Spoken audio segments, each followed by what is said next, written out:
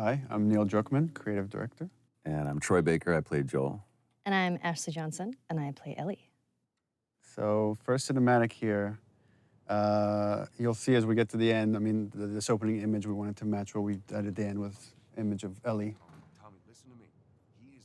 I think it's such an interesting thing to start off with, not only in the past, but also to start off basically. Yeah, that's one of the things we were discussing as we're iterating on this opening sequence, because it used to be, it was all seen through Joel's eyes. But then it became a lot more interesting to think of it as you're seeing it through Sarah's eyes, because Sarah is really kind of, the whole game is about this relationship between Joel and Ellie, but here Sarah is kind of embodies what their relationship is going to eventually become. And that was probably one of the hardest roles to cast too, with Sarah. Yeah. There were a lot of people that came in, and I love that this scene was, you know, that was one of the audition scenes. And it was so amazing when Hannah came in that it just, I mean, what you're seeing right now, that was the chemistry, and she was amazing. It's like, kind of like a younger Dakota Fanning. Just, there's an old soul behind those eyes. Yeah, and she could turn it on and off between each take. Yeah, it was crazy. Yeah, she was crazy. She's amazing.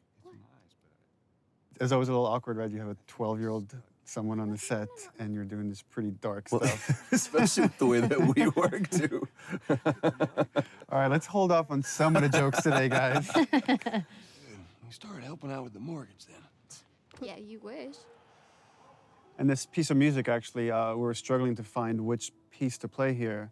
And then Gustavo wrote this thing for the VGAs just to play before we showed the trailer, and right away I heard it, I was like, that's got to go in the opening. This is the theme, kind of like the relationship between Joel and his daughter that later becomes the theme between Joel and Ellie. Hallican Drops, Hallican Drops. the name of the band on her T-shirt. And where did you get that? My daughter came up with that. My 2.5-year-old daughter named one of her dolls that. And we're searching for a name for a band. I'm like, I got a name for a band.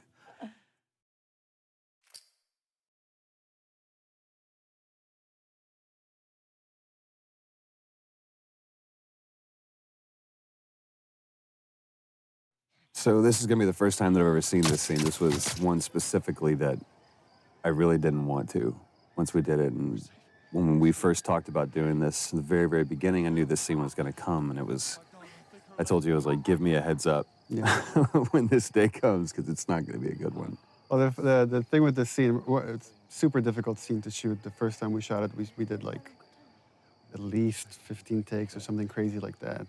And then we thought we had it in the can. And well, I thought. Well, no, we all thought. We thought we came back to work and we started putting it in. And for me, there was just something that was, I felt like we could convey the same amount of emotion with less. Yeah. And it was a hard thing to tell Troy because everybody put so much into it. And it's like, we got to do it again. Well, I remember that we got to day come back to this. When you came back and you told me that we have to do this again. Obviously, you know, you'll see why what we're talking about.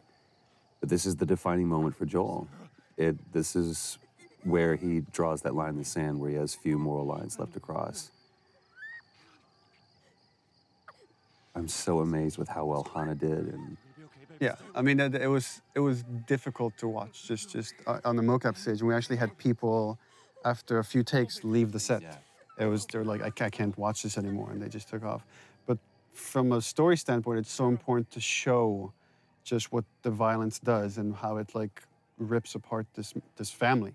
Well, and especially a lot of times in video games, you see blatant violence, but when you personify it and you put it on a face, especially that young face, and you see the devastation that just one life lost can do, and it's just, I mean, this was such a hard day. It was such a hard day for both of us. I mean, it was exhausting for her. It was exhausting for me.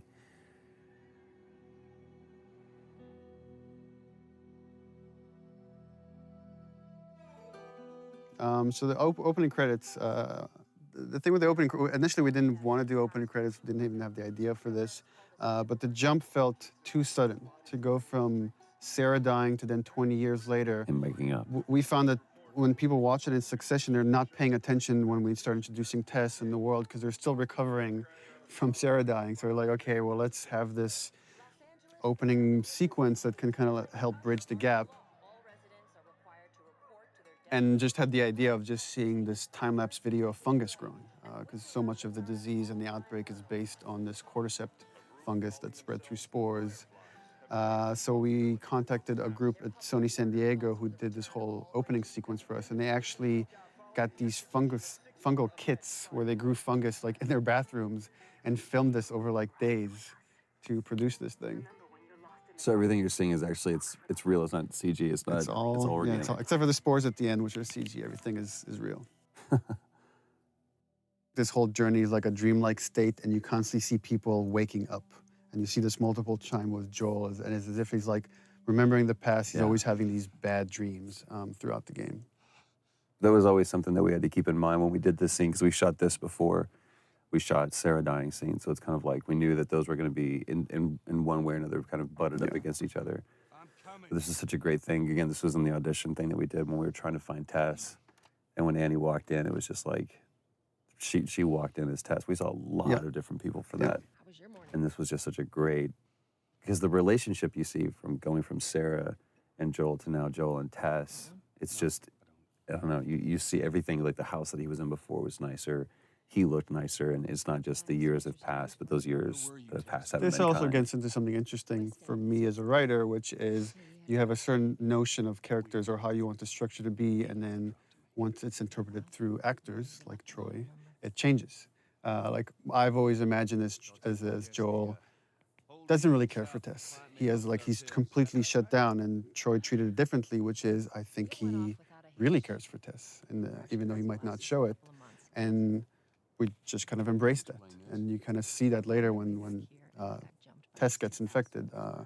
That wasn't how the scene was originally envisioned, that Joel has such a reaction, but it became a lot more interesting to own that. Well, and also how much this relationship changed over, I mean, time and different writing iterations and just conversations that we had about this. Even, you know, within the last month or so, we've had conversations about this. It's like, what is their relationship? Because we never define it. I think anybody else would have put it on the nose, they're lovers or whatever. There was one note that you gave, it's like, let's, for one specific take, and said, let's just assume that there was a fight last night over what, we don't know. This is that moment afterwards. So it was like this awkward tension between the two of us. But there's no like loving embrace. There's no kiss that Joel and Tess have. It's just such an interesting relationship. And the challenge was to try to, how much can we convey just through nonverbal interaction? Right.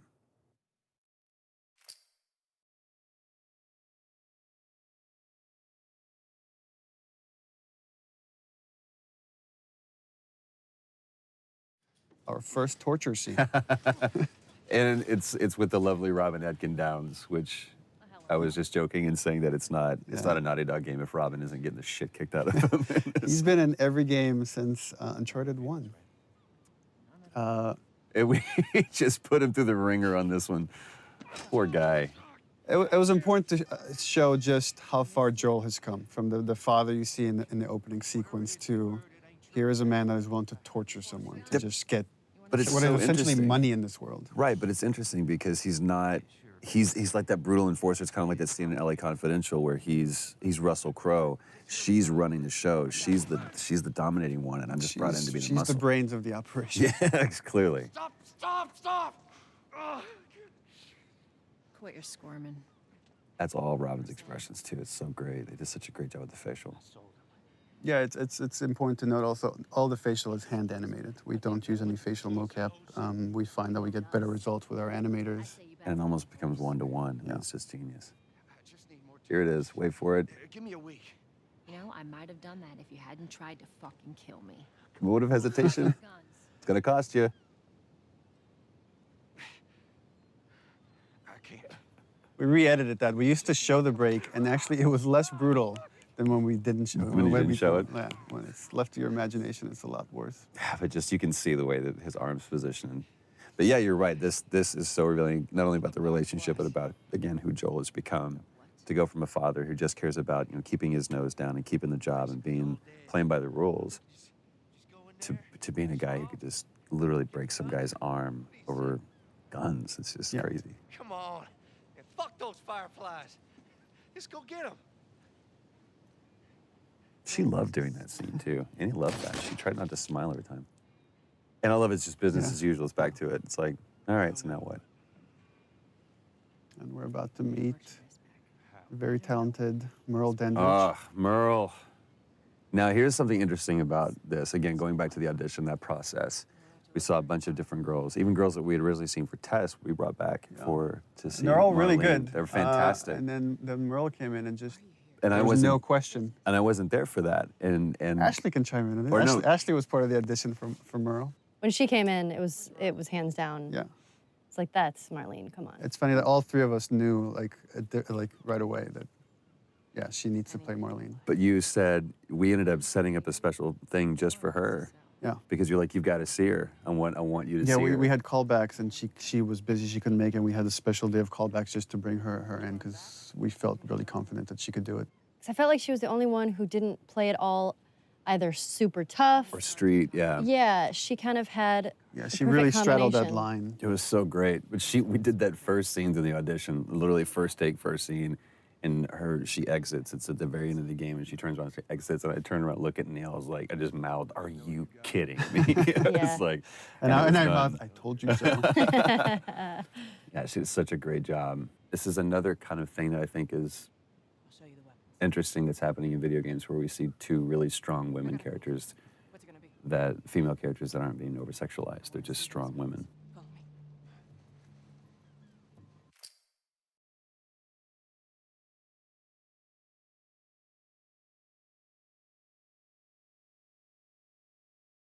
Here we go. Ellie's introduction. Yep. And this stuff is all shot out of sequence. So it's I don't know, maybe you guys can talk about the process of how you get into that state. I'm trying to remember that. I just really like the fact that the first time you see Ellie, you see her knife first. Right. I just think that's You see that kind she's of a awesome. fighter. Yeah. I forgot that was the first time that you saw Ellie. That was the first scene. That just from the get-go, she's fighting. Yeah, and it's not just she's fighting because she really cares for Marlene. That's kind of Yeah. the crux of this, is that you see these two characters really care for one another. And I love in such a short time you see between Marlene and Ellie, there's this connection that's so Right. important because that has to carry through to the end of the game when Marlene shows up again. Well, even like just the positioning of the two people. I mean, it's Joel and Tess versus Ellie and Marlene.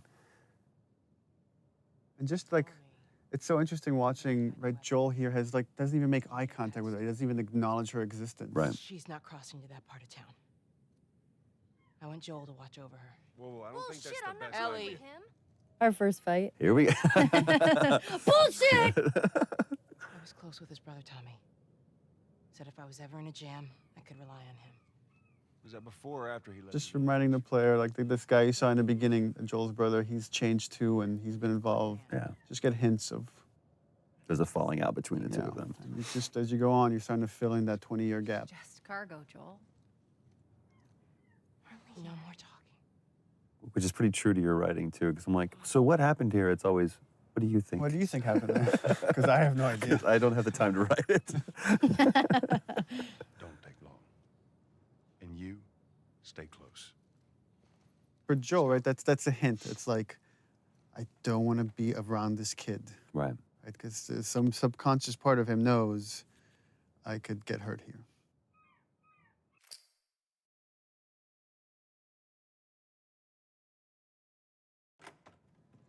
Is it? First moment alone. What does Joel do? Time for bed. Takes a nap. I'm tired. What are you doing? Killing time. I do really like this scene. Well, what am I supposed to do? I am sure you will figure that out. It's a great moment. It's another one of those moments too where it's like, it just feels like Joel is just always exhausted. Like this world is just bearing down on him. But I love that moment too, where she points out the watch, where we get to establish that watch that. Yeah, and that's Sarah something gave we me. didn't have in the beginning. That's actually something we inserted after the fact. Not for this scene, but there's another scene where we have that.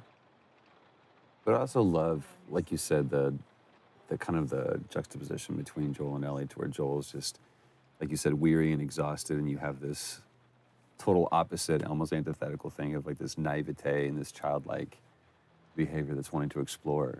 And it here shows up in this. she's talking about having bad dreams, like the idea that they are both carrying this baggage with them. And it's how they first connect. Look how dark it is. Can't be any worse out there. Can it? What on earth do the Fireflies want with you? Hey. Sorry it took so long. Soldiers fucking everywhere. How's Marlene? What a great moment. He finally addresses her, finally connects on that level, and that moment's interrupted. Well, it's also the first time kind of Ellie, if you think about it, opens up to him. She's saying, I'm scared, right? That was the subtext of that question. That's true. Go get some guns.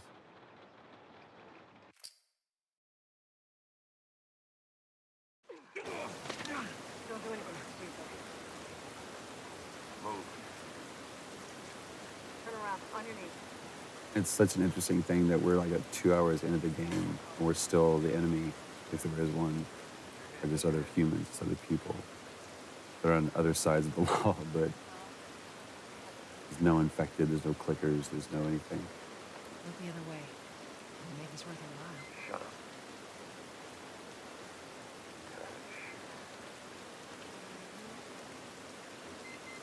What's ETA? Couple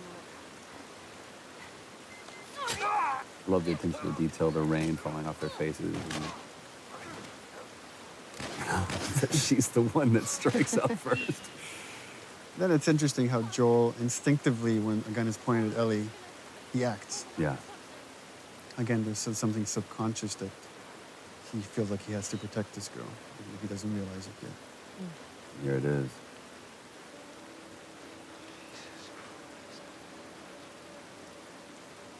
Marlene set us up. So this is starting to build up that conflict between Joel and Tess. Yeah.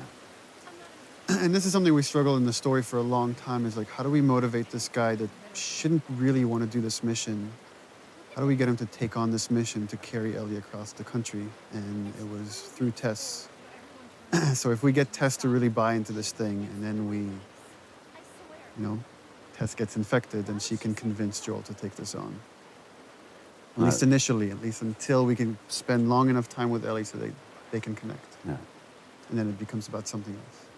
I'll also say, Ashley, when we were doing this, the way that you conveyed fear, because that's a very scary situation that you're in, because you felt like your back was against the wall.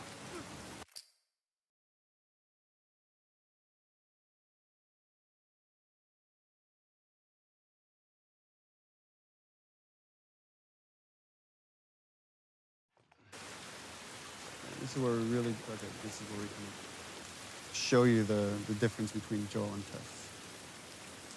Yeah, because you're starting to see Tess really kind of buy into this, and you see some hope. Well, the thing I like about your performance here is you really get the sense of the conversation she's had with Marlene and the struggles she's been going through the past 3 weeks. She said that they have their own little quarantine zone with doctors there still trying to find a cure. It's where you see just deep inside how much Tess is desperate for any kind of redemption. Whatever happened to me is that... Remember, Ashley, we were talking about the scene and the idea that Ellie's not sure she believes in this thing. She feels this whole thing is insane and ridiculous. I remember that. I believe the direction I gave you was like, imagine you're giving yourself a compliment. Yeah.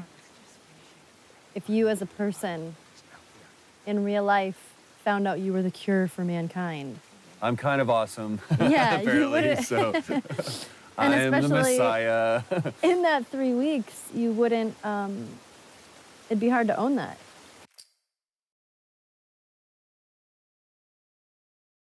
All right. Now watch your step as you're going out, because it's going to be a little... Little brat. I love the dynamics of this scene where it's like Tess has this secret, right? She's bitten. She's not telling Joel or anybody yet. Joel here for the first, again, he's connected. He can't help it. Is that everything you hope? It's the first time he's like saying something semi-nice to Ellie. But there's still this layer of cynicism behind it. Come on, this way. He gets taken away by that childlike wonder. And this is something we added after the fact, the watch. The watch wasn't, we didn't have the watch at the time. Yeah. And Joel was just crossing his arms, and I asked the animator to like, oh, could you just flip his wrist and have him look at the watch? Yeah. This moment is reminding him of Sarah. Yes, ma'am. I love that. It's almost a warning from Tess to Joel, like kind of like last words. It's like this determination, and you're not sure why. What's Yeah. different now, Tess?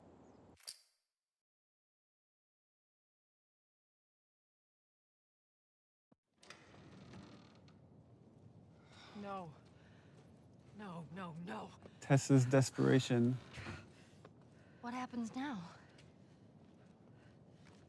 I love, like, and it totally comes across without many words or anything, just through the expressions on Joel's face, which is, I've put up with this long enough. Right. This is over. I've indulged you enough, Where's Tess. this lab of theirs? Oh, she never said. She only mentioned that it was someplace out west. What are we doing here? This is Yeah, not. that calm, pacifying, trying to talk some sense into you. I know that you are smarter than this. Really? Right. Guess what? We're shitty people, Joel. It's been that way for a long time. I love the fact that her character, It is over, Tess. she knows she's gonna die any minute, but she's still holding on to so much hope Go Yeah. home. I'm not that, well, she's different. going anywhere. Right. Look at her bite. The world could still change. And it's kind of this theme that, like, this idea of, I've done all this crappy things, but it's all okay if I could do this one thing right. Right. And then that kind of moves over to Ellie. And we see that theme later when Ellie, like, talks about it can't be for nothing. I got to point this out. Everybody else, because this was a part of the audition scene too, everyone else did that "don't touch me." They screamed it out, and I love the way she did that, where it was like that first "don't touch me." And it's Yeah. just that realization. And I love the fact that Ellie's the one that figures it out, not Joel. Oh, Christ. And again, the back and forth Annie's doing between this freaking badass to such vulnerability and constantly jumping back and forth. And she brought that every take. We're all like, because every take she's like full on crying by the end of it. She's incredible. You're right. She's such a badass, but she was so vulnerable at the same time. It's just such a, Shows Hard two thing to sides of the play. same strength too. God, I'm such an Annie fan. You have to feel some sort of obligation to me, so you get her to Tommy's. I remember you coming out of a take, and Troy's like, look at me, he's like, you don't understand. You're not right there staring into her eyes. Yeah. I can buy you some time, but you have to run. You want us to just leave you here? Yes. There's no way that. This moment where, like, Joel's like in denial. It's like, there's something I could do. Not even understanding, like, she's gone. She's already gone. There's nothing he could do right now. And also, she is just laser-eyed on Joel doing that, even though she's talking to Ellie. No, just go. This fucking Tess has to snap him out of it. It's like, you know that you have to do it. Ellie. And I believe this is the first time Joel refers to Ellie by her name. I don't think anywhere else in the game he does that. Beforehand. And again, it was important to stay. We stay with Tess, just showing. Here's her emotions finally coming through when Joel is gone.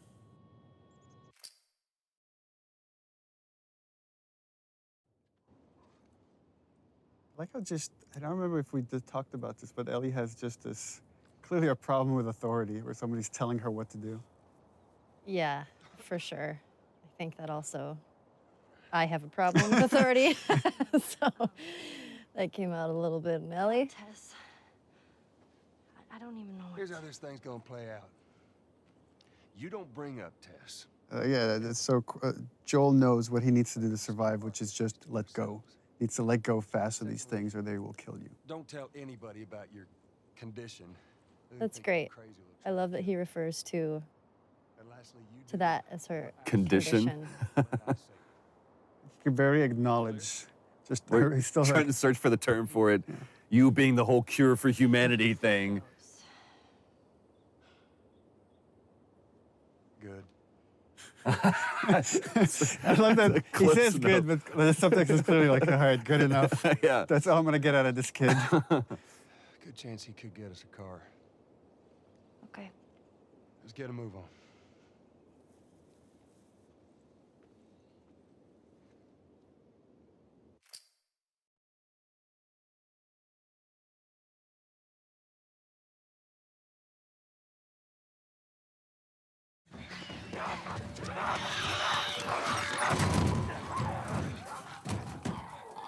Hey, it's Bill. Lovely Earl Brown. Whoop whoop. I remember you were kind of geeking out when you auditioned with him. I was. We saw like a lot of people for Bill, and there was a lot of like stars that came in. I was really surprised. Like, but then when he walked in, I was like, holy crap, it's Dan Dougherty from Deadwood. He's amazing to work with. I've worked with him before a while ago, and I just love working with him. You actually hit him in this scene in the face. That's right. I did. Right there, and we kept it. And he kept going, what a trooper. That's one of my favorite things, is when he goes, am I Yeah. dead? He was sick that day. Yeah. He was like getting over a cold. I did hit him, and I felt so bad because it was a complete accident. I think I didn't realize my swing was going a That lot was faster the than I thought first it was. of many people that you hit during the shoot of this project. Yeah. Getting It into happens. character. Well, I also love this business that he's doing here too. That was something that he completely made up. He's like, you know, working on the sword and. I love this. Again, I love this moment. This paternal thing. Like, just shut up, kid. I need to handle this. He's always a dad. Actually, Bill, they are. Well, it don't matter because I don't have a car that works. But there is one in this town. Parts. There are parts in this town. Meaning that you could fix one up.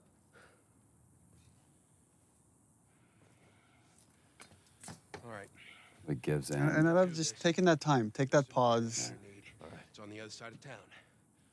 Now you help me go gather it, and maybe I can put something together that runs. But after this, I owe you nothing. That's fine. A couple days from now, we'll probably be dead anyway. And it's like opening handcuffs, but again, I see it as this almost tender moment between Joel and Ellie. Stay right on my ass. Can't miss it.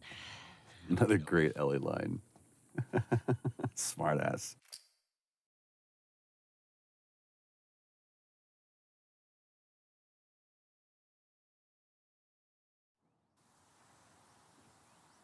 Remember the rehearsal for all these scenes? So we would shoot these things in chunks. So we'd bring like Earl in and Ashley and Troy and just shoot we're gonna shoot the whole Bill sequence. And talking to Bill, and he's about to talk about a partner that he's had. We've talked, there was a question that brought up, is like, what kind of partner is this? And Earl asked, is Bill gay? And I said, well, he could be. I mean, it's really up to you. Well, no, you gave the standard response of, What do you think? Because I really want him to own it. I thought he was when I wrote the part, but I really wanted the actor to own it, and he did. I mean, he made that decision to make him a gay character. And again, it's not something we ever explicitly say, except for the magazine that Ellie steals. Right. But again, instead of making that a point in something, it's just a cute little piece of exposition. Well, and from a narrative structural standpoint, what Bill is there to show is, here's what happens when you survive on your own in this world. It's like you're alone and miserable and a little bit crazy, and it's what could happen to Joel if he keeps going down this path of just doing whatever he takes to survive. And also, Bill is there to kind of give Joel the warning, is like, you go down this world, you care for people, you will get hurt. Hey! What'd I say to you when we walked down the steps? And that's where Ellie has stolen a bunch of Bill's stuff. I love that flips him off. God damn it. You keep babysitting long enough and eventually... I love that line of fixing the stupid pile. Because I feel like that's so something a kid would say when you're trying to cover, when you're it's Right. nothing specific. I was just stealing all your stuff. Fix the pencils over here.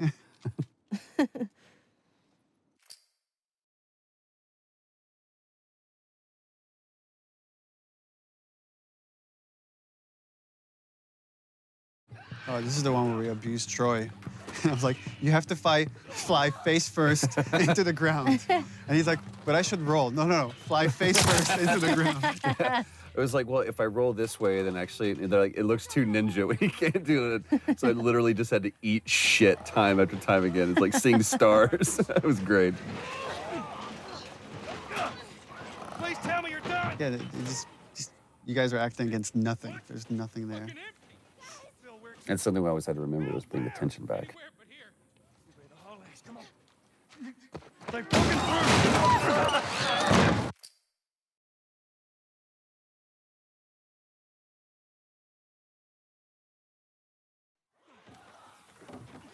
Love too that he closes a glass door like that's gonna do much. Yeah, right. So that worked out well. Oh, the thing I love here is that, well, that Bill constantly brings up Tess, not knowing that Right. Tess is dead because Joel doesn't want to talk about it. Right. But here it gets to Joel. And this is something that you guys actually just improvised. That wasn't in the script, this big fight that happens here. It was much more low-key in the script. Yeah, once he brings up Tess, that was something we kind of keyed in on. Jesus. What, you know this guy or something? Frank. Who the hell's Frank? He was my partner. They're both kind of lying to each other. If you think about the previous scene, right? He mentioned this partner, but almost like, I didn't care about him, I let him go, and you realize that's not the truth at all. You Right. really cared for this guy, and this guy probably left him. Yeah. He's got I love how clinical he is about this. here. With that look on his face says everything. Well, that turn too that Earl did with, he realizes Joel is looking at him and he's being vulnerable right now, and he puts the mask back on. Yeah. And I remember like seeing that moment from Earl, I was like, yeah, we cast the right guy. Well, fuck him. And then that turn right there. Which again is kind of why Bill, what purpose Bill serves in the story, is to show that having those moments of emotion, there's nothing he feels, there's nothing but weakness. Get out. Get out. I love it. That relationship out. between the two of you, I it love was so it. good. That's Yeah. what was great about the cast, is constantly having to switch from these really serious, dramatic vulnerabilities to playing tough, right? Because that's what you kind of have to do in this world, is let your humanity come out, but then learn when to shut that off to survive. And also, you're seeing, it's very subtle here, but you're starting to see this change in Joel, where he's given Ellie more and more responsibility. He's trusting her. Instead of just saying, stay out of my way, he's like, Right. I need your help.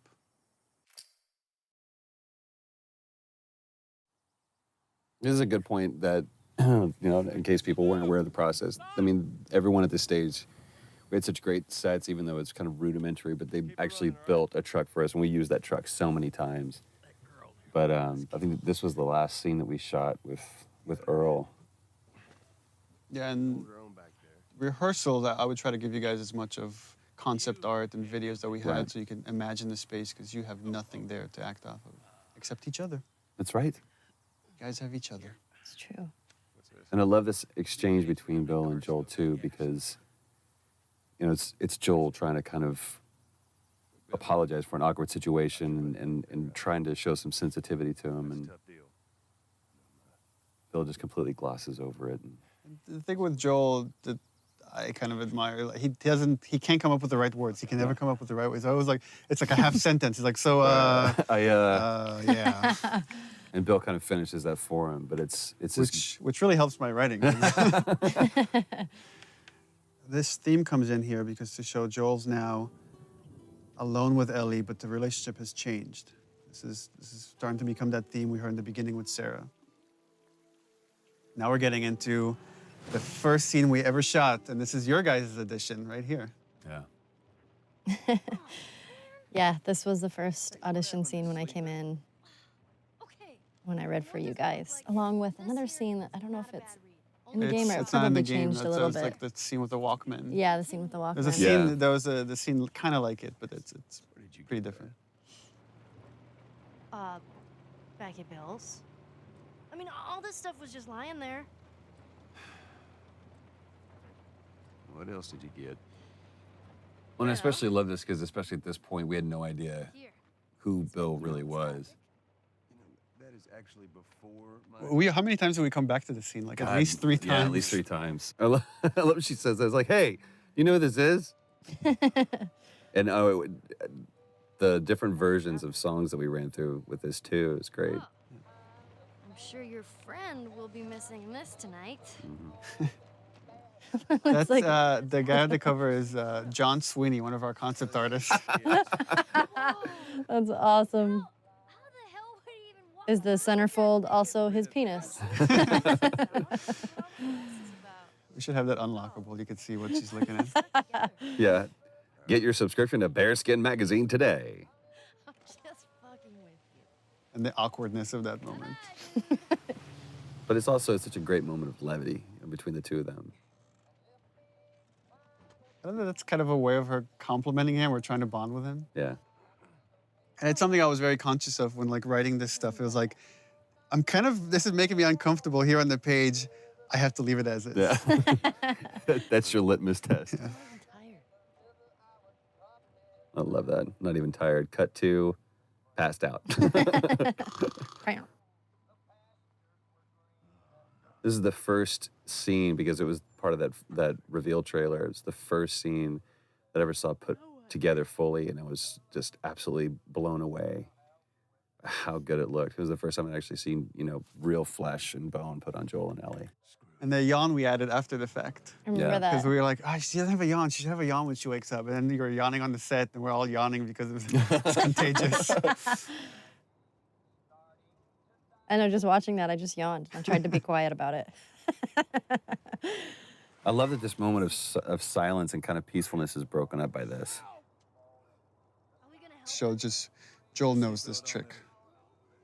What about the guy? He knows it because he's done this before. Right. Poor John Bentley. And I love, again, how that music is playing not as a score, but coming from the car. It's just great. I believe that was Ruben that we hit and Yeah, had that him was fly, Ruben. fly off the truck like that.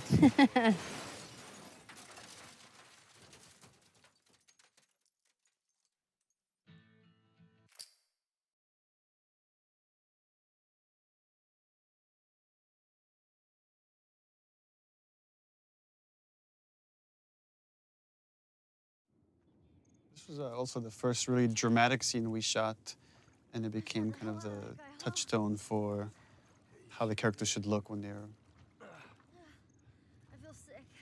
really pushed.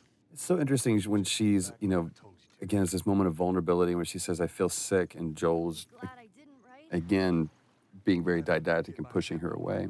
Goddamn kid. She stands up for herself. This is the first time she stood up for herself.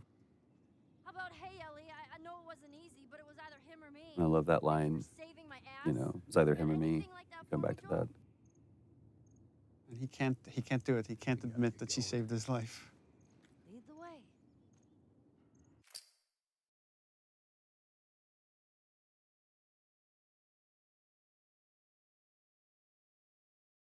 So this is, in the story, the first time Joel really is trusting Ellie and seeing her as pretty much an equal to him. That he has to rely on her to survive in this world. This is survive one of the this journey. first cinematics that we saw too, and we just, Yeah. it's still one of our favorites. We keep coming back to it and laughing, because I love this exchange between the two of them. What about me? You stay here. This is so stupid. We'd have more of a fucking chance if you let me help. I am. You seem to know your way around a gun. You reckon you can handle that? Well, I sort of shot a rifle before. He's like, shit, rats, that's it? Fuck. BBs. I love that line. Oh, shit, here's what we gotta work with. We usually avoid these kind of cameras that rotate around something that are trying to do too much, but it felt like this moment kind of needed it. Yeah, I love It's it. a weird parent-kid moment. Yeah. As soon as you fire, He's teaching her how to shoot to we're gonna kill. Get another round in there quick. Listen to me. If I get into trouble, There's a really nice, every when I watched like Ellie's performance, this balance between she's trying to be a hard ass, but you could see in her eyes she's kind of terrified of the situation. Yeah. But even in this, there's almost a little bit of excitement there too. Either whether it's about the reality of her killing isn't real, or if it's just, I have an opportunity to make Joel proud.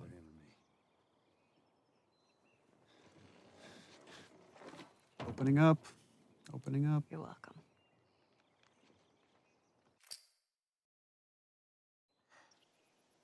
Such an interesting look on your face here, because it's almost like I did good, but then you feel horrified by it. So interesting. It's like, even though Ellie's used to killing, used to seeing this stuff in this world, it was still important to show this is having an effect on her. Right. And you're going to see that kind of carry throughout the game. Well, it also kind of carries over into this moment as well, too, because I realized what I just put her through. I love the way that, you know, we took that away from her. It's like almost gingerly. It's like, give me that. It's like he can't really compliment it because Right. You did just good. what you Yeah, had, there's no pat on the back. Yeah. But then I turn around and I give her this, and it's like you said, there's a sadness to it.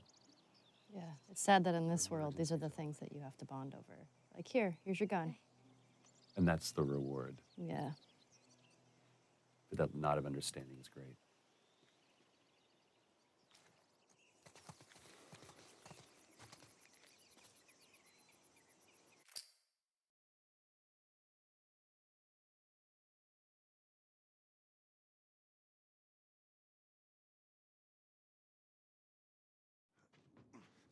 Brandon and Najee. There you go. Yep. Brandon, I think, had the hardest audition of anyone. Yeah, no kidding. Because I literally almost took off his head. Not in this scene, not punching him. That fortunately was done by Ruben Langdon, who can punch way better than I can. Leave him alone. And Najee, too, when he came in red for Sam, that had that. It's all right. They're not the bad guys. Lower the... Just this kid that's kind of terrified to live in this world. Yeah. Man, you hit hard. Yeah, well, I was trying to kill you. And these two characters are really showing, they're kind of a mirror of Joel and Ellie's relationship. If you haven't noticed, they don't keep kids. And it's another warning for Joel, like this whole arc for Henry and Sam of what's going to happen if you stick with this girl. You're going to go through what these two characters are going to eventually end up.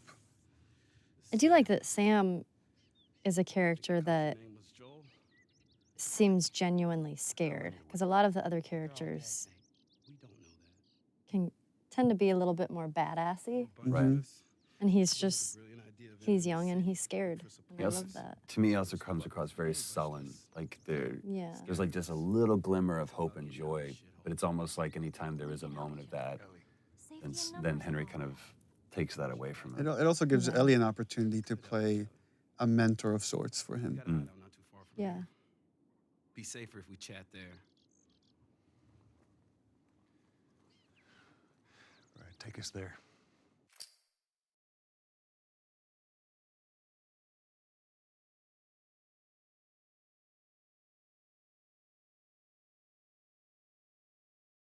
Welcome to my office. One thing that I think made Brandon such a great choice for this, and the right choice for this, is this scene about how much he owned it and the pride that he had in showing off this wonderful camp that they had made for themselves, and kind of like trying to impress Joel, and Joel just come, very nonplussed about the whole thing. He's like, oh, good for you. Yeah, you've done this. And relax. We're safe.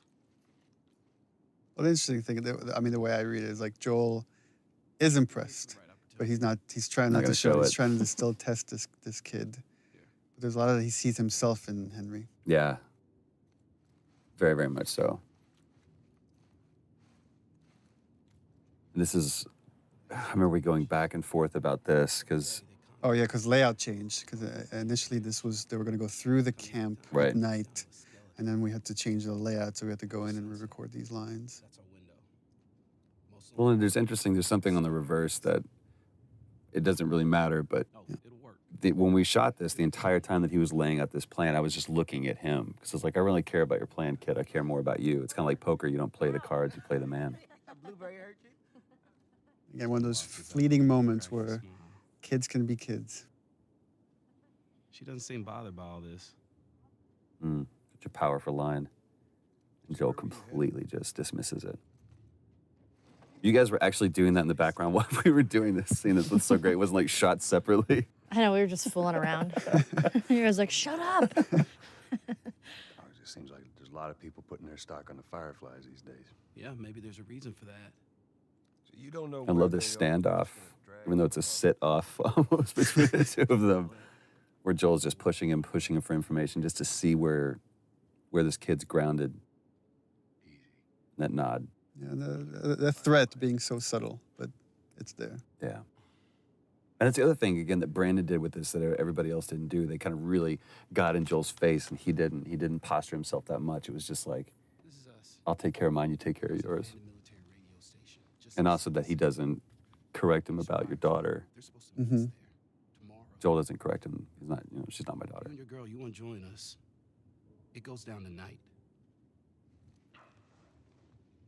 I guess we best rest up then. And I guess that's the most Joel's gonna give him. Yeah. That's all Henry needs.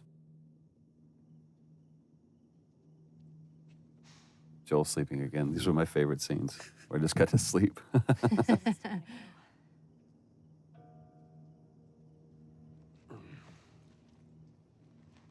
No, we're gonna be moving fast, okay? And So no the matter idea what of these we two do, pairs that like are glue, coming together. like glue. Guys, good. And they were just, such great brothers. Y'all ready?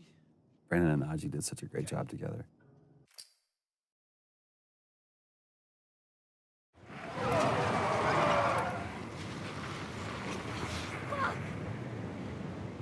How many bullets do you have left? I just remember it was funny because jumping off of this bridge, there's just A rope. a line of tape, and then you have to like jump off of it.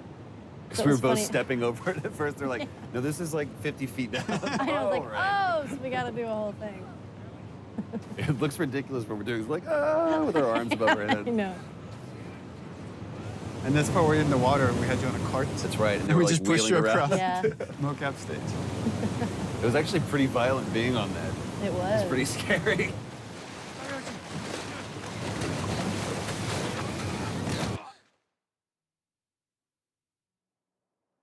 This was part of the audition scene that Brandon did that really just kind of helped us realize we had the right Henry. He's awake.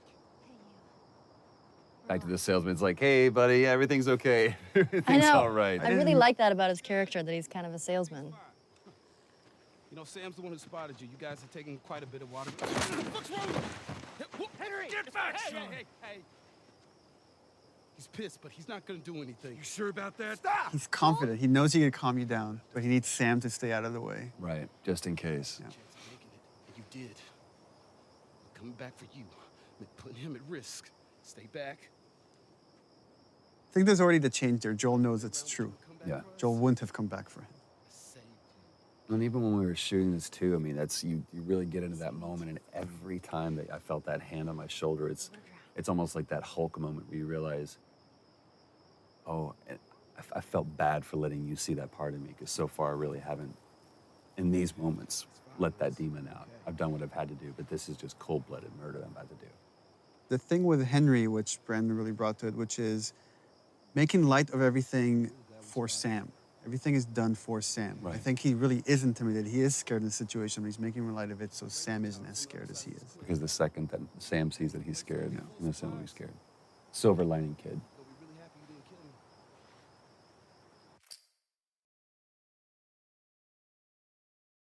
This is the longest Short cinematic scene. in the game. I think it's time we quit this place. I had to fit that in there. Quit this place from since we had it in Right. the first trailer. I can't quit you. I remember when we first, the very, very beginning of this, when we did the first table read through this and everything, and we talked about, I asked if there was going to be a moment of Tommy's birthday. just a light shining through in this darkness, and you talked about this scene, and at that point it was just really kind of just real easy brushstrokes of what it was going to be, and it really came into fruition and became this Well, all the characters here have their guard down. It's kind of unique because usually somebody's lying or somebody's hiding something. Right. And here's like everybody has their guard down. and they're just talking about motorcycles. You two deserve a little privacy. And you were really giving too on this. We spent a lot of time on this, and there was this one scene where you just kind of let me ramble about to where we really feel like we're coming midway into a conversation. I don't remember what was said, but it was just this cool moment. But you went more into the details of like with Tommy and where you went and the states and all that stuff. I think that really helped kind of make this, the following takes much more natural. Right, without all the rest of that Yeah. stuff, the preamble being there. I don't think But I love the turn that he gives right here. It's like the kids have gone to bed now, and we can just talk like adults. worst part about it all. Animation and lighting, right? If you don't capture these looks in the eyes, this scene doesn't work. Right. The thing that I love about this is that he's set up a little office for himself, kind of like what Henry did. You know, it's this, What are you doing? I'm being official, trying to be a grown-up. He's still a kid, and we see it in this moment. I really enjoyed working with Brandon and Najee. Just having them on set was so much fun. They're such Najee great especially, dudes. like Najee's a trip. hilarious. we're doing this crazy scene and we like cut and then he's like just starting dancing or Or Yeah. singing whatever, YouTube hot song at the moment. Yeah. Song bombing us all day. They were so much fun. I just adore them too.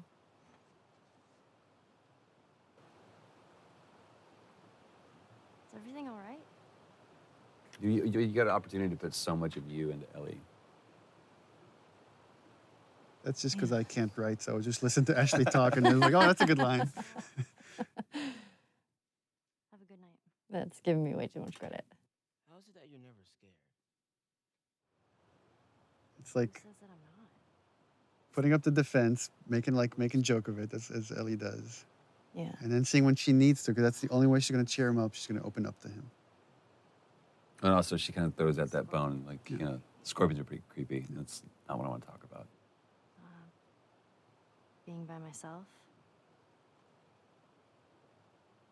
Which again, all this stuff she's saying here plays into what happens later when she finds out Joel's trying to give her up. He's giving her away to Tommy. Yeah. Those things out there. What if the And it's people kind of the who same live thing we're seeing with Tess, What if they're trapped to in where the she body was, control their body? again, she knows what's going on, he knows what's going on, but it's looking externally for some kind of either comfort or hope or answer or something. We're a team now. And then they just always come up empty. Second. I guess one thing I'm just thinking about now, which is all the stuff Sam is going through because he's bitten, is probably the stuff Ellie went through when she was first bitten, because she thought she was going to turn. And it just happens that she was immune. But so that's what she kind of, Do you think that's true? all these realizations she's had. I go back and forth. I mean, I'd like to believe it. That's a powerful thing for essentially It's kind of kid to sad because say. that's not what Sam wants to hear. He Right. wants to Yeah. hear that it's all going to be all right. Right. But she doesn't realize that's what he No, did. death is terrible. It's a horrible, painful process, and you're all alone. I almost forgot. There. If he doesn't know about it, he can't take it away. All right. This did make me sad because, I'll see you tomorrow. he spent that whole night alone. Mm-hmm. Like, Oh, You know? yeah. Henry didn't go back in there. I let him sleep in, just like, Yeah, let him sleep in. oh. And that was the last conversation he had. And that always made me so sad after I read that, because I was like, oh. Yeah, I didn't even think about that. And what would have happened if Henry had gone in there? I mean, the fact that Smells good. Henry wasn't there, I mean, plays into, the culmination of this scene where he's just racked with guilt. I mean, one thing we're very conscious of when putting the story together is we would have these really kind of dramatic moments that change the characters significantly, and then we would cut to some more time in the future. Yeah. And so you don't get to see right afterwards what happened to it, and then you get hints of how this affected the relationship, which is what you get into the next gameplay sequence. And this whole thing is, it's a huge change in Joel here, because now he sees, this is what's going to happen to me. The same thing that's happening to Henry right now is what would happen to me if I'm going to keep going and let Ellie get hurt. Yeah. And it's like, after this moment, he makes the choice, like, I need to give her to Tommy. Oh my god. Sam? Oh no. I have no idea what that would do to a person to actually see that, to have to do that. Ellie, stay there. Yeah, I remember talking with Brandon about this when he's saying it's all your fault. He's not talking to Joel, he's talking to himself. Yeah. Oh, okay, easy. Yeah, the thing that's cool with this piece, Gustavo's music, is that you're carrying that weight. You're carrying the weight of that emotion of everything just happened onto the next scene, which even though they might not be thinking about Henry and Sam right this moment, but it's just that feeling is lingering going forward.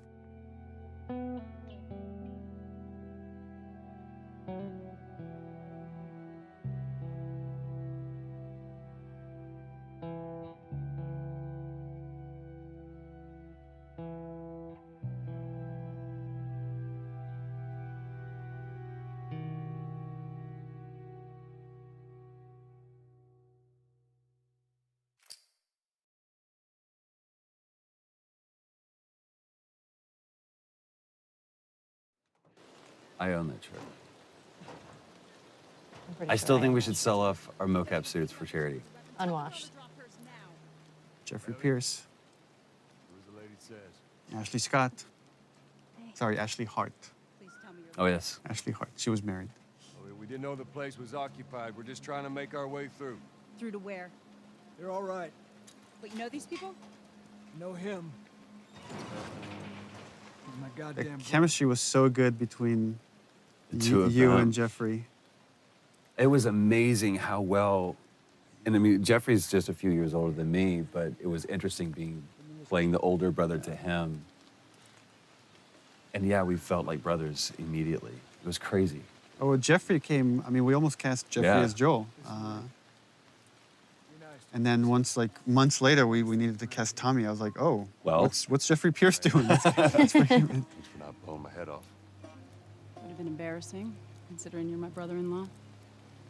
And Ashley Scott, she came really close to being cast as Tess. And Yeah. when we needed Maria, I was like, oh, We Ashley got the Scott. perfect person. There were no auditions for these roles. I love this awkward setup of this is how he meets his sister-in-law. How he meets Yeah. Jeffrey's, or Tommy's wife. Story. Why don't we bring him inside? And you just get to see here now how Ellie's starting to become more secretive. Well, also, it's and like guarded. the way they're standing and everything. It's like Ellie's kind of alone now. Like now, it's like Joel is with Tommy, and There's no one familiar with Ellie.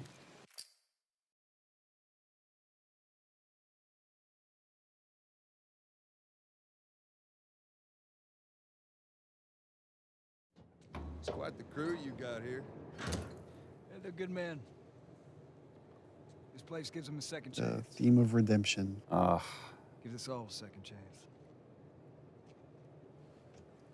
So why'd you leave Boston? We went through this so many times, I've been on quite the adventure. and each one of them I thought was great in its own little version. It was just kind of like trying to pick the right one. But this is where you get to see Well, Joel's putting up a front here. I mean, he's trying to. he's pitching his little yeah. brother. And it's so interesting to see them slip how they're two different men, but they instantly go back into those roles that they were before. And just by the behavior here, you get hints of what happened in those 20 years. Right. How dark things went. Why bring her here? Supposed to deliver to the fire. Like they're playing nice. Right, they were happy to see each other, but now it's like, It's oh, right right, underneath the you surface. haven't changed. You know where they are. Now, I'm not asking for And that's so true to life. Like, especially with brothers, you go back to that. I push these buttons and you do this. This isn't for me, Tommy. This is for your damn cause. My cause is my family. And I loved, what Jeffrey was doing posture-wise, Jesus, boy. putting Joel on the offensive. And now he's just like insulting everybody here and insulting his wife. Tommy, I need this. Again, just Joel just expects. I tell my little brother to do something, he needs to do it. Right. But I ain't taking that Which girl is home. totally based on my brother. This is how you gonna repay me, huh? Repay you. For all those goddamn years I took care of us. Took care. That's what you call it? I got nothing but nightmares from those years. You survived because of me. It wasn't worth it.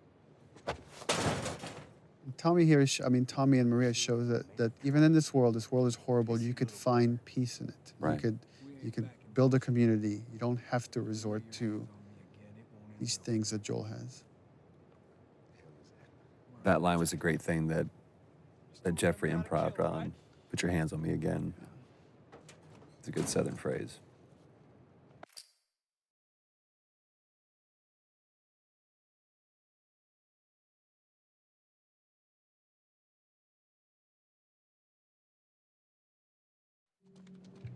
You okay? Yeah, I'm fine. Joel! Oh man, they were coming in from every direction. Then Maria was like, "We gotta run." This is where you see Tommy realizes for the first time that Joel really cares for this girl. This isn't just a job. And that's where he has that change, and he's like, oh, crap. I need to talk to you. This is why he's asking me to do this. Absolutely not. You tell him to go find somebody else. And again, it's just such a real moment between a married couple. It's like What's that all about? honor and doing something for selfishness and everything else that doesn't play in this world anymore. Those are archaic ideals. Can I tell you where the lab is? I don't want you to go out there because you're going to get killed, and we don't owe him anything. Because I'm sure all she knows is the 20-year-old Joel, 20-year-old version of Joel. Why would you risk your life for that guy? You hate him, essentially. One fuck up and then I turn into one of those widows, okay?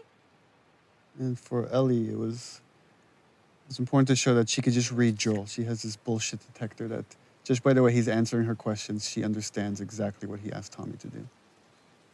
Maria. Here we go. Love this moment. Here we go. If anything at all happens to him, it's on you. The posture and everything. He knows he's in the wrong. He knows he can't ask Tommy to do this. Yeah. She's thankful, you know. Yeah, I know.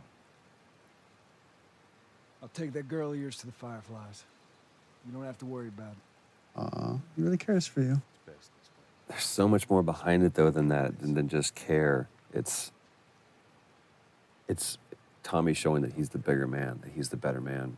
He's allowing his brother to be shallow and Well, selfish. he's I mean, I think he knows what his brother's been through. Girl of yours. She took He one knows off. why he can't go through that again. Which way? Come on.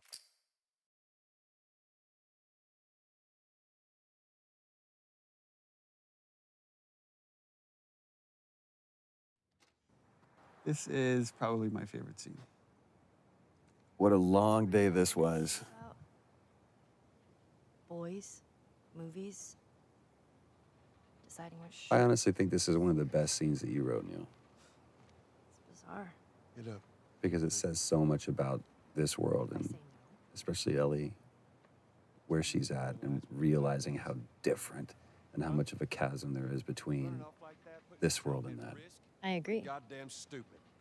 Well, I guess we're both disappointed with each other then. What do you want? I think I really like about this scene is that Rid of me the whole time. they're both kind of, I guess, being selfish in a way, and yet it's coming from a place because they really care about each other. Like, they don't understand that they both have been through horrible things, and they each think what they've been through has been worse. But I'm gonna end up like Sam. I love that she calls him out on that. Infected. What are you so afraid of? Take care of myself. How many close calls have we had? Well, we seem to be doing all right so far. And now you'll be doing even better with Tommy. Not her, you know. What? And it's like the stakes are high, and it's like, okay, well, then I'm gonna drop this bomb. Not her.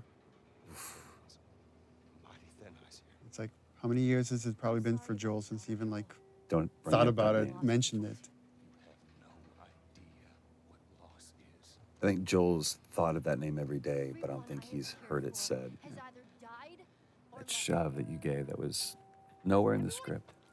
fucking except for you.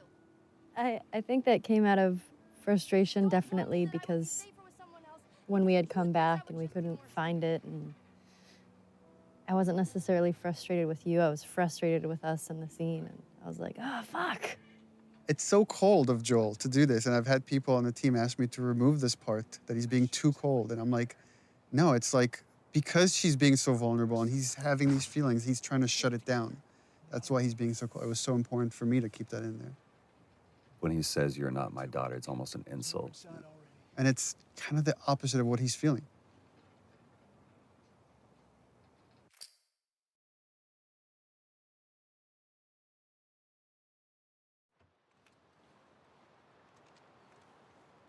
This scene was such a great opportunity to show even just like all these mini arcs with characters. You know, we don't have a lot of time, and we're not gonna, we can only tell Joel and Ellie's story. We can't go into such detail with Bill and Tommy and Tess and Marlene. But you get this great resolution between these brothers because you get the full arc of it in just a short amount of time. It's like the way I approached it is the seed has been planted. Like when she says, I'll just be more scared, that Joel just needs time. And in time, he will change his mind because he doesn't want any, deep down, he doesn't want anything that will hurt Ellie or. So over there, the idea is just this little horse riding montages. That change is brewing. And Gustavo's music doesn't hurt. What's so great about how this plays out is there's really nothing happening but just this passage of time that used to be a level that you played through. And just during production cuts, we changed it. So it actually worked out better. It just became this idyllic idea that you never fully reach. You just see it from the outside. Where is this lab of theirs? It's all the way out, University of Eastern Colorado. Pointing out this moment that there was probably a time when these two used to watch college football together, you know, and calling out, he's like, hey, go Bighorns, you know, for our college that we made up. I want one of their T-shirts so bad, University East Colorado, because Colorado is such a big state. I don't want her coming after me. Sorry for stealing your horse. Look, come back to town. Let's discuss it at least. My mind's all made up. University, Eastern Colorado. How do I find this lab? It's in the science building. Looks like a giant mirror. You can't miss it. And the idea of offering Joel a place of refuge, a place of redemption. Well, and originally we had some, you know, I think there was a line that I threw in there, something that was like maybe someday or something. It was just too on the nose. And we ended up saying we don't need that. Yeah. This needs to be the look is enough. Well, and the offer to me is enough. Mm-hmm.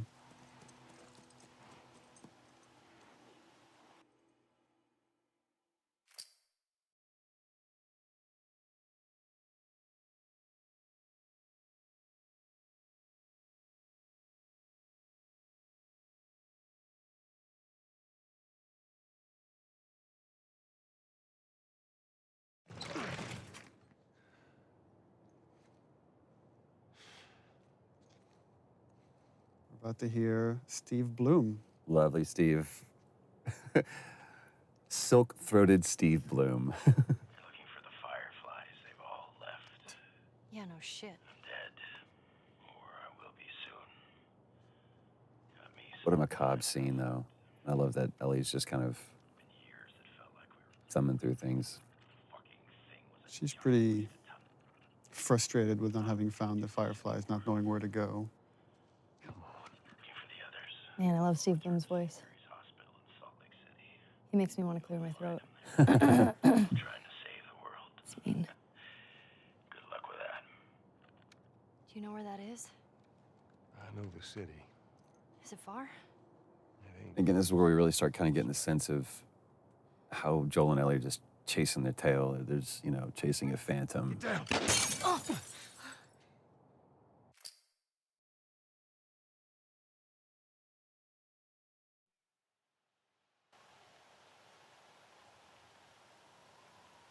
For me, is what I wanted from this is not to overplay it, not to like have Ellie cry or scream or. Shit. Joel.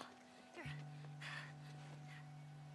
There's probably a lot of panic that happened between this moment and the next. Well, and what a great line too. You got to tell me what to do. When almost the entire game she said, "Don't tell me what to do." And here is where we've been lying to everybody when we've been saying you don't play as Ellie. That's right. Yeah. Asked point blank. Do you play as Ellie? No. Nope. I know. In this moment, a lot of this project and the story has been constructed around this moment, which is where the roles flip. Where now it's Ellie that has to protect Joel and essentially bring him back to life. Bye-bye, Bunny. It's a pretty cool reveal, too. To pan up. And there's Ellie as the hunter. What we wanted here is also is like, you don't know exactly what happened to Joel, what's the state, how much time has passed. Poor buddy. But the way that she's doing that, you can see that she's been doing this for a while. You'll just startle it.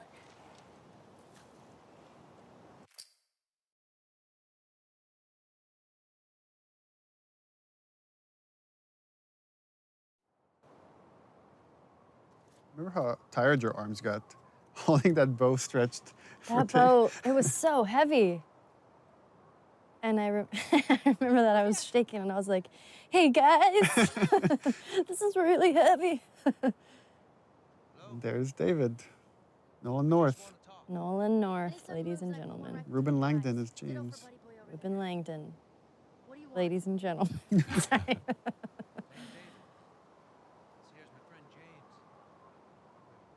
remember, like, I showed Dolan a part of the game early on, and he's like, "Oh, you gotta get me a part somewhere in there." I'm like, "Okay, I got something for you." I got a role for you.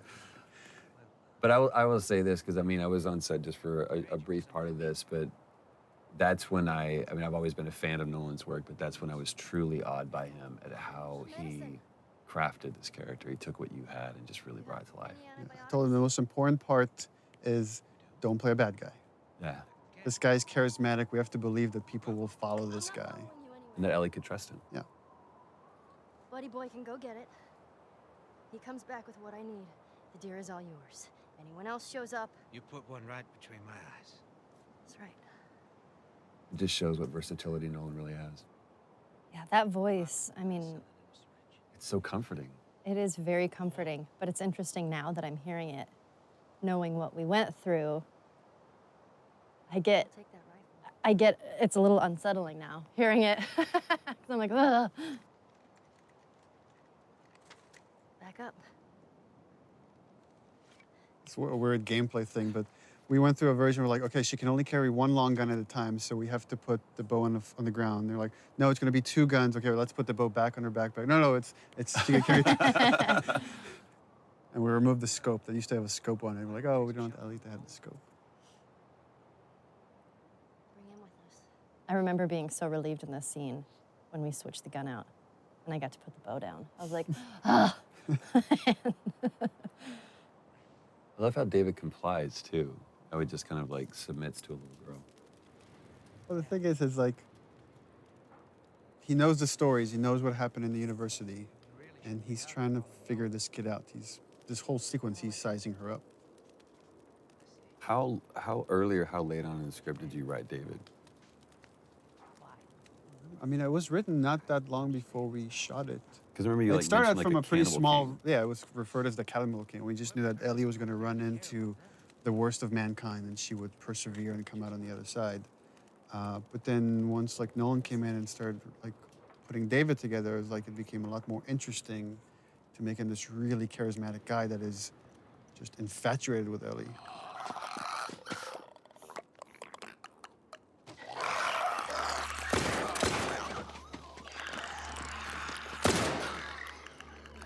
Now when things get real, you see who kind of glimpses of who he really is. Because there is that moment in that other scene where he makes it seem like, okay, you're in control, but she never was. Yeah. Had some practice.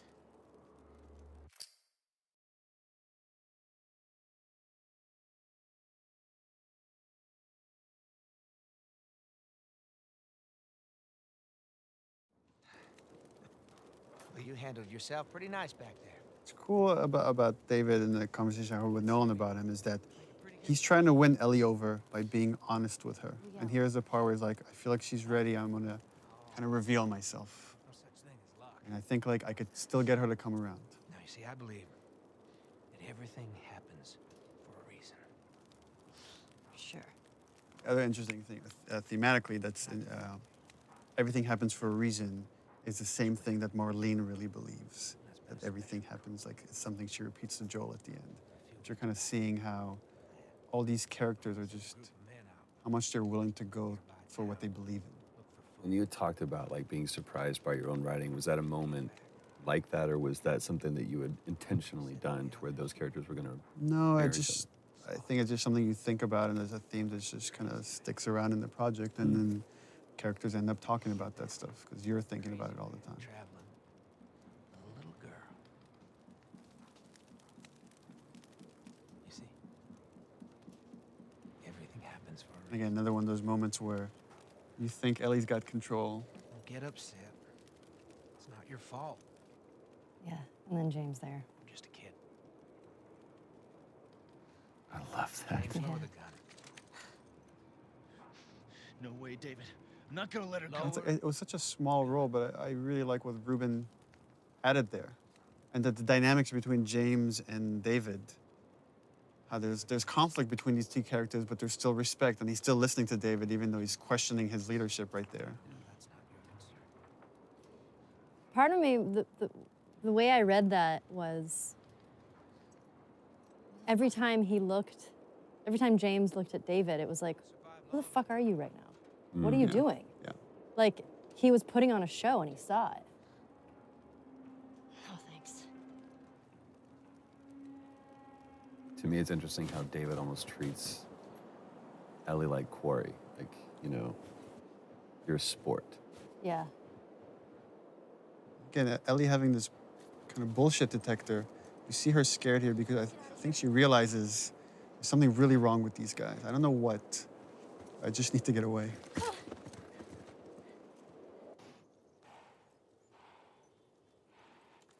So interesting from watching this, though, I would completely believe David. I'd follow that guy. It's crazy. It's because you're a cannibal. This little moment, this breath before going to see what's downstairs. And again, for players, it would have been like a while now since they've seen Joel. Joel? Once again, Joel's asleep. I only managed to get a little bit of food. I love how these roles have switched, too. Where now it's, you know, the protected taking care of the protector. Move your arm. It used to be open, and then we were like, we should probably stitch that It up. was also on the other side. We had to come back and reshoot it, too. Oh, continuity. Actually, this one, I remember we shot this one again because this is going Naughty Dog method. Everybody can, like, say the 2 cents. Amy Puckett, one of our coordinators, said, "Where's Ellie's backpack?" And we shot it without thinking about Ellie's backpack. And it was like, oh, we should bring it back in and use it as a pillow. Right. It's like such a cool little touch. You're gonna make it. Yeah, those shivering things was pretty cool. Yeah. It's a towel thing, right? Let's see, you did that. Well, yeah. I mean, he obviously he animated it, but a great moment of them falling asleep next to each other too. Again, her watching over him.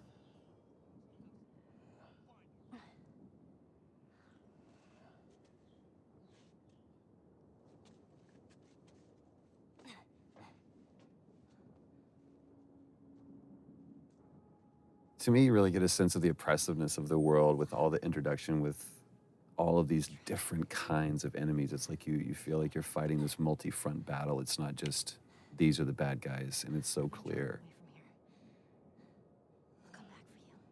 yeah, and just how much Ellie's now willing to put herself on the line to just get them away from Joel.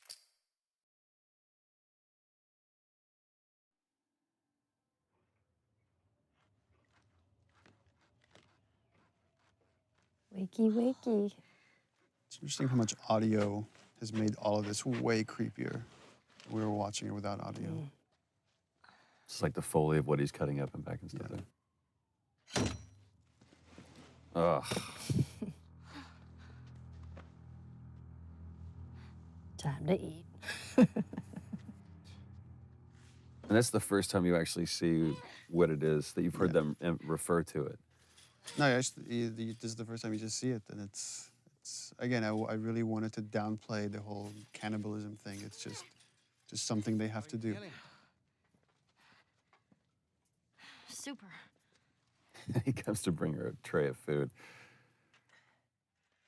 This was so cool to watch when you guys were doing the scene. It's just like this battle of the wills where he's just trying to like get in her head, and she will not let him. She won't give in. Yeah, this was one of my favorite scenes to shoot because Some human helping on the side?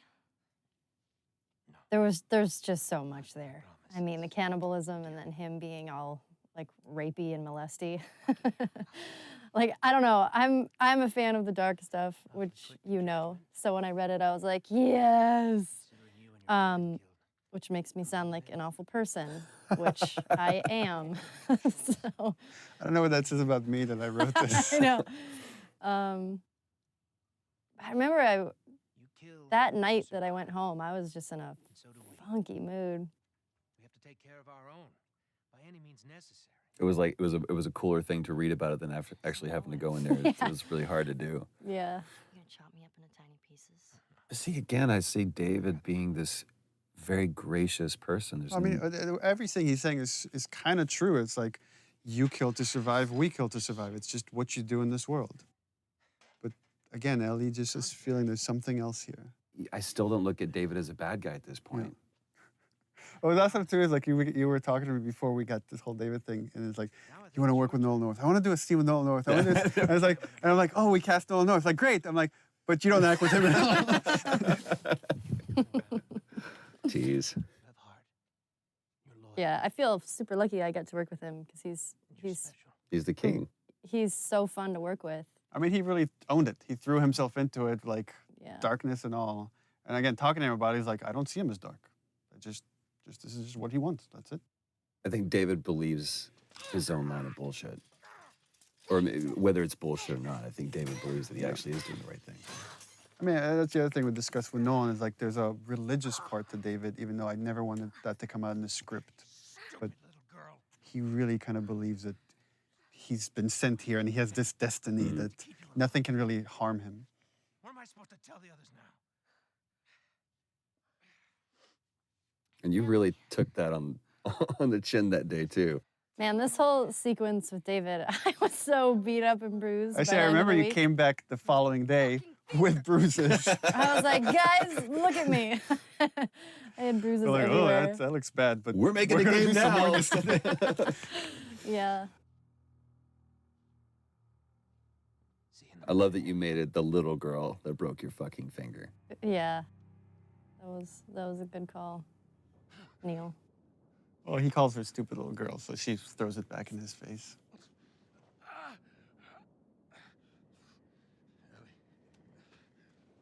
I also like that she gives him her name under her conditions, which is, I'm going to give it to you, but I'm going to insult you. Right. I also like the fact that Ellie is still so strong that even though she's in that cage, she's still kind of in control. Yeah. But it's a much stronger, that's a different strength than you'd shown anywhere else in the game before. It's like that winter was a really, really hard winter for you.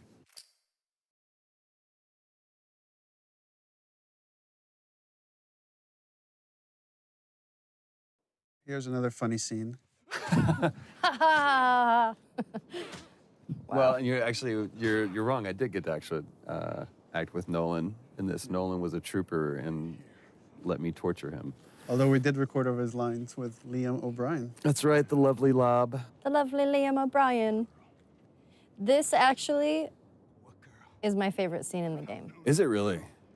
And it, after I saw you guys shoot it, and then when I saw the animation and everything, I was like, I just love this scene. What is it about it you love so much?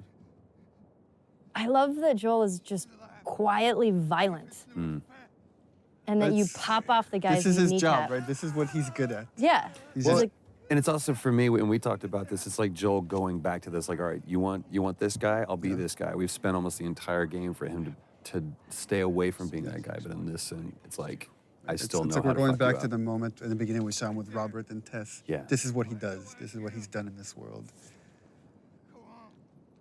Yeah, it's a no-brainer. He's good at it. Chokes him out and breaks his neck right there. All for the benefit of that guy. And it's like, if there's any like notion that someone has hurt Ellie, then I'm gonna make every single one of you guys pay. Yeah. That's all right. I believe it. No, wait! And actually, this is the scene where I think he got beat up the most. Yeah. Where you did? Yo, yeah. Yeah. I had bruises over my whole entire body. It was ridiculous. Yeah, this wasn't stunts. This was you. Yeah. I warned you. The thing that I love about this scene is how much Ellie's using her brains and her physicality, like everything to like get out of this situation. Right there. Roll up my sleeve. Look at it! I'll play along.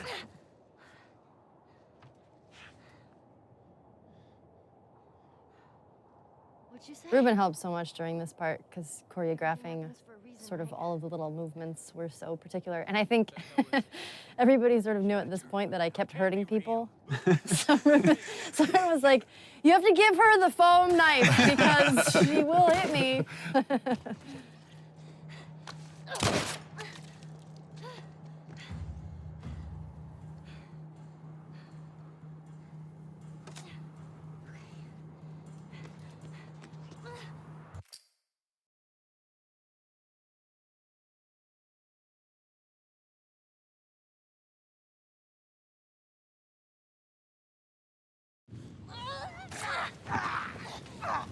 You were beating the shit out of that foam pad. I don't know what you were channeling. I have a lot of anger. Stop! Stop! Fucking touch me! It's me! We did very few takes of this. This was like maybe 3 takes. Yeah. I just felt like so intense with each one. It was like, yeah, we got it. That's enough. It's the first time that, Ellie and Joel, like, embraces that physical contact. Yeah. And it's such a great choice, I think, for you the dialogue wasn't important. Yeah, it was just a gesture. So it was like, just let the music take over. And it's the same theme from when, his daughter dies.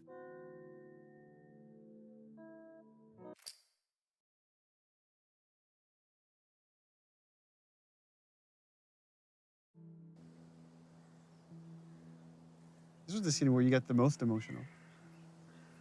You almost cried in this scene. Oh, that's right.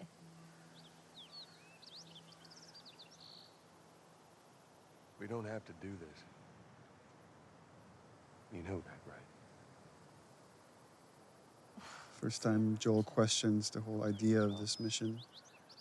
But in a different way, though. Before it was, why am I wasting my time doing this? And now I'm saying, maybe that's not what we need. Maybe that's not the Maybe it's answer. not worth it. Well, yeah, it's not worth it. But I love that this comes off of what you said was one of your favorite moments, which was the giraffe sequence. That fleeting moment where Ellie gets to be a kid one last time after the whole David sequence. And how you even played that visually with, you just kind of catch the very last end of the giraffes moving there. So here we go.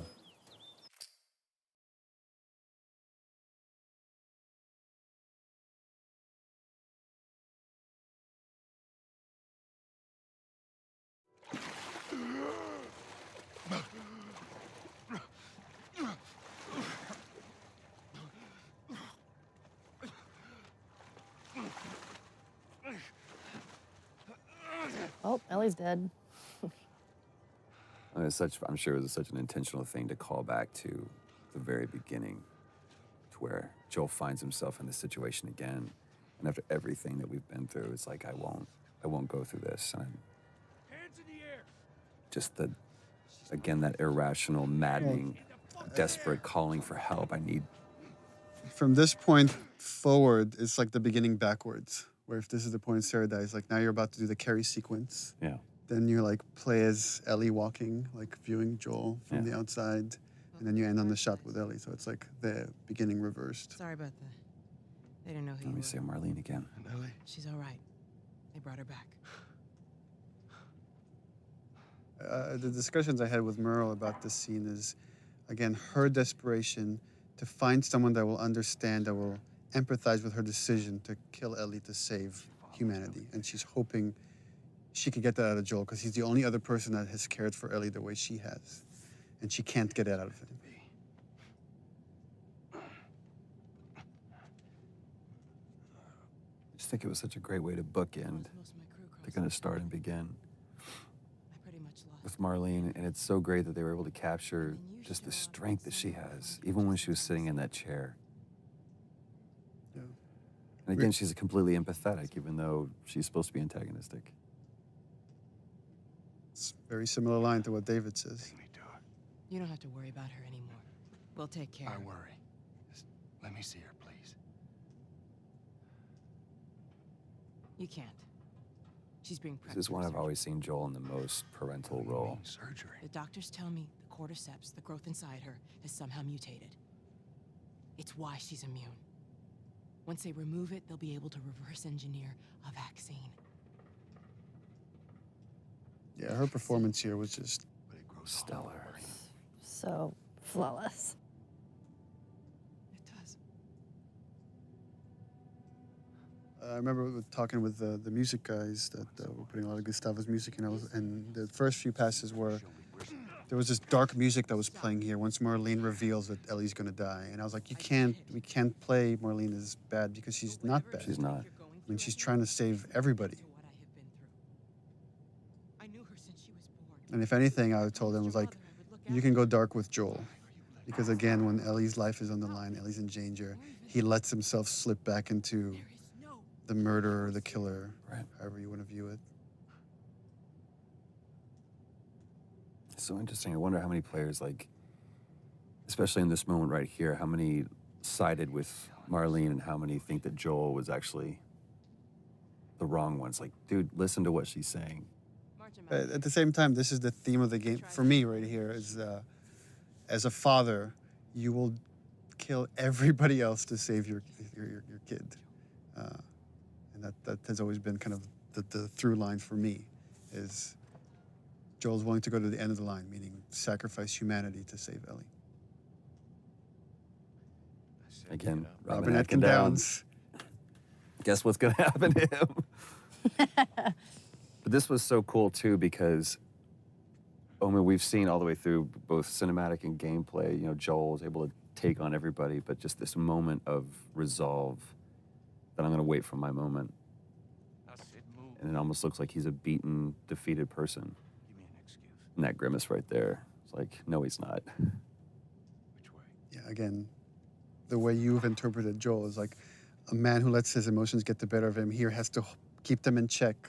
You see how like he wants to destroy this man and everybody here for what they're doing to Ellie, but he has to wait. He has to catch the right moment. Bam. And again, just such a brutal scene. There's no threat here. It's just time. Time is the threat.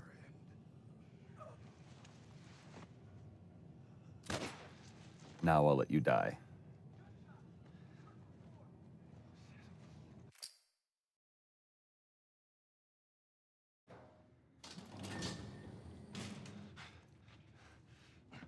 This scene used to originally be all in the operating room. And Joel wasn't carrying Ellie. He killed Marlene and the doctors in the operating room. And then Peter Field, designer, just kept bugging me. He's like, I feel like we have to play this part. It's, you know, you have to carry Ellie out yourself. It can't just be like hinted at. And we ended up switching the whole structure of this thing. He was right. It was like, it worked way better. That was another one of those moments where we're like, we're done, we've got it. No, we don't. as a cinematic, it was. I thought it was perfect. But as a bigger part of the game, it was weaker than letting you play through some of it. She won't feel anything.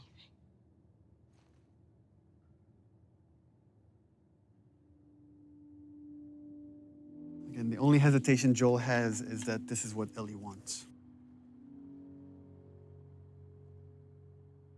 And it's such a great decision to show, just cut to this. Give the audience, the player, just one last moment of, well, what did he choose? Just to sit in that decision. It was also important to show the lie against the reality because the lie has so much weight here at the end. Throughout the game, Joel has never lied to Ellie. He might have disagreed or he might have dismissed her, but he's never outright lied to her. What happened? And for me, this was the moment I decided to lie. We found the fireflies.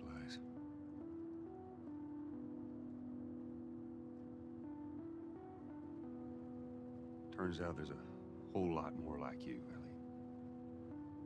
People that To me, it hurt to say these things.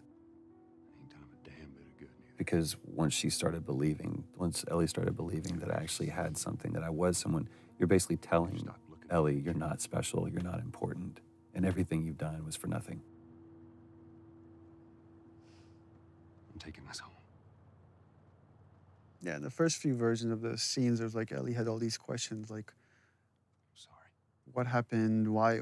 Who was there? Why would they let you take me out with the gown still on? And it just was better if she said nothing and she just turned her back to him.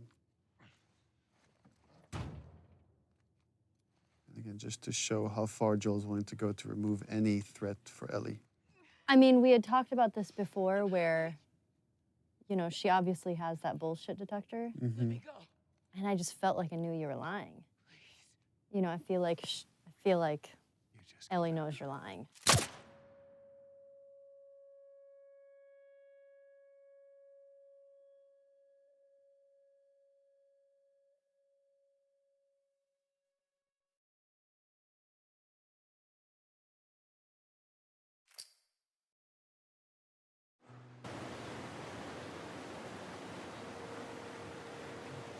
Go to the end.